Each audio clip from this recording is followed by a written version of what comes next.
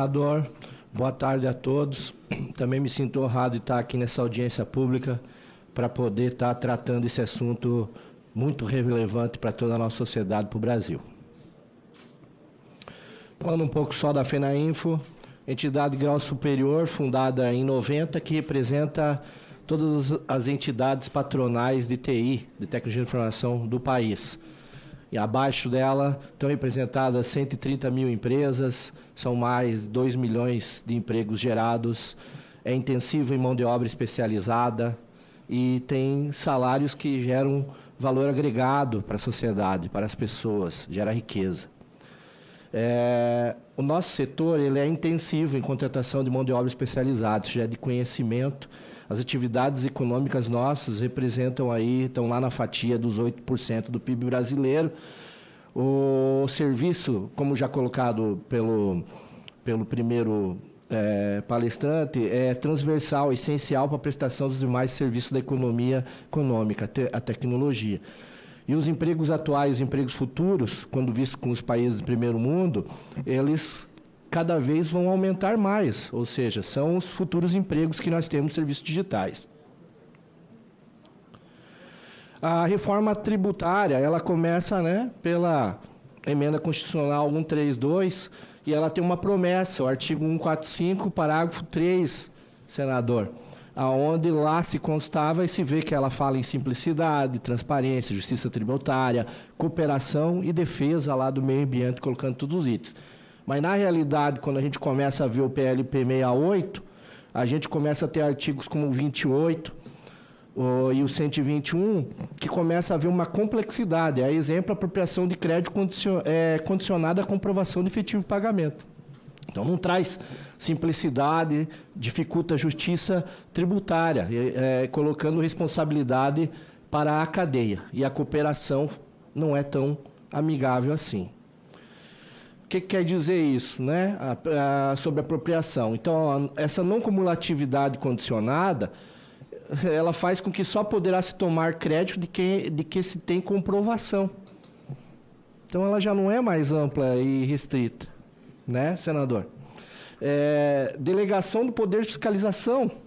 O contribuinte terá que trabalhar como fiscal, verificando e comprovando que seu fornecedor quitou os tributos incidentes na cadeia anterior para fazer o crédito. E, por fim, risco ao fluxo de caixa. Pagamentos em crediário ou com pagamento prorrogado não terão recolhimento do tributo no momento do consumo. Então, se eu estou falando de um IVA, eu quero poder consumir o que eu consumo na entrada da minha cadeia de produção, transformar e se creditar dele, porque a lei diz, está lá, as emissões, documentos fiscais, não tenho que checar pagamento disso. Então, essa é a primeira proposta que a FENAINFO faz, senador Exalci Lucas, que esse artigo lá ele seja suprimido. Ou seja, não tem que estar condicionado ao efetivo pagamento e podendo ainda o beneficiário fazer o pagamento do crédito, se ele quiser recolher o outro. Não dá. Esse é o nosso primeiro pedido, então a gente apoia, inclusive, a emenda número 738, senador Exalci, aqui nessa mesa. Vemos ela como muito importante. A segunda problemática que eu quero apresentar é a desconsideração do insumo do setor de serviços. Ninguém está reconhecendo isso. O que vem a reforma? Ela permite o quê? O IBS e o ICBS. O comércio poderá se acreditar em tudo que vende. A indústria poderá se acreditar em tudo que transforma. A construção pode se acreditar de todo o material que usa. Mas o setor de TI não pode se acreditar de mão de obra, que é o nosso principal insumo. Quando for a terceirização e a pejetização. Ou seja, que é um assunto que nós colocamos um pouco. Então, eu cliquei aqui, mudou.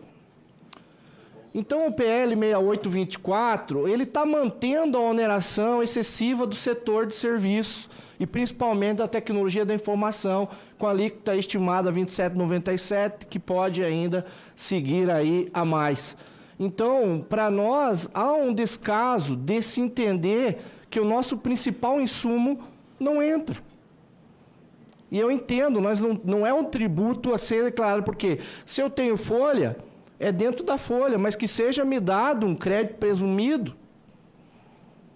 equilibrando as cadeias e olhando a nossa cadeia nesse sentido. Então, qual é a nossa proposta, senador? Novamente, eu venho apoiar aí a FENAINFRA, a emenda 878 dos senadores Alci, para fazer uma inclusão num parágrafo lá, onde o contribuinte de IBS e CBS, sujeito ao regime regular, poderá apropriar créditos presumidos do serviço de tributo sobre as despesas quanto à contratação de pessoal. Se for terceirização, eu já tenho. Se for folha de pagamento, não tenho. E aí a gente diz, mas isso é a parte de pagamento e tal. Nós só queremos ter um imposto dito como não cumulativo. Eu tenho um imposto, eu vou entrar, o setor de serviços o setor TI vai entrar num imposto que, na verdade, nós não vamos entrar num IVA. Nós vamos continuar com impostos cumulativos. E aí tem alíquotas mínimas estabelecidas aqui no pedido da emenda.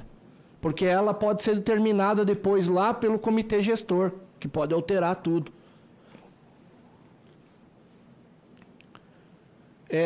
Por fim, eu já estou na minha último pedido. Problemática de alíquota geral, então, do TI. 28. Não tem, vocês entraram lá na cadeia normal. Mas a gente vai contra várias coisas que está sendo falado por nós, pelo governo. Perda da capacidade de tecnologia, nível de competitividade, atratividade de investimento. É óbvio que nós teremos isso. O Plano Brasileiro de Inteligência Artificial quer promover o protagonismo global do Brasil em IA, e não o incentivo da reforma tributária. E o incentivo da reforma tributária está em sentido contrário. As empresas de TI serão as maiores afetadas com a entrada da reforma. Veja bem, eu vi os contadores falando, vou pedir mais 30 segundinhos, os contadores falando, olha, nós estamos preocupados em operacionalizar isso. Tá, mas vocês entraram na alíquota reduzida e estão preocupados, porque estão preocupados com o Brasil. Quem é que vai fazer os softwares, os sistemas, que vai poder fazer uma boa reforma tributária? Que vai poder dar segurança? A TI, dentro dos contratos já existentes. Não tem como repassar preço disso. Todo cliente que contrata software, ele já tem a regularidade fiscal atribuída dentro do contrato. Aqui são outros pontos, vai afetar a parte de pagamentos, o split payment, que está sendo tão falado, né, a palavra bonita, sistema de recolhimento automático, mas que também sobrecarrega as empresas de TI. E, engraçado, parte do nosso setor foi desonerado. Como assim? Na entrada, que foi a segurança cibernética, sistemas de segurança de informação. Mas veja que isso gera mais segurança. Porque como vai estar? Como é que a Receita depois vai ver isso? Como é que ela operacionaliza? Quem entra lá? Não dá nem 1% do nosso setor, não tem o que fazer. De uma certa forma, entrou dizendo que é para o bem público, mas todo mundo vai ter que investir cada vez mais em segurança cibernética. Ainda temos LGPD, outras coisas que aí estão, que são leis novas, com agências novas. Esse só item do anexo da emenda que a gente pede para poder alterar essa parte de incluir, então, mais códigos de empresas e atividades de tecnologia, que não fique tão restrito a da forma que está a da cibernética nesse momento. É uma proposta de emenda da FENAINFRA. Resumo, nós estamos nesse momento assim, maior carga tributária, maior preço ao consumidor, menos posto de trabalho, reoneração entrando em vigor, dia 27 do ano 27 ela acaba, e um ponto que a gente está direcionando o tempo, pejotização, porque ali eu tenho os créditos. Nós estamos assim no setor TI. Fim da desoneração e folha de pagamento, aumento de tribuição sobre o consumo, aquele fundo lá, ele é esse sentido. É uma escuridão que nós estamos vendo lá para dentro. E a gente já vê uma outra via começando lá, reforma da tributária sobre a renda. Que são só os apoios e está finalizado. Eu agradeço aí, também agradeço ao senador e aos amigos pela extensão um pouquinho a mais da minha agenda. Obrigado, Márcio. Passar a palavra agora para o Sérgio que é o nosso diretor de Relações Governamentais da ACESPRO. Brascom. Associação de Empresas de Tecnologia da Informação e Comunicação. Brascom. Muito boa.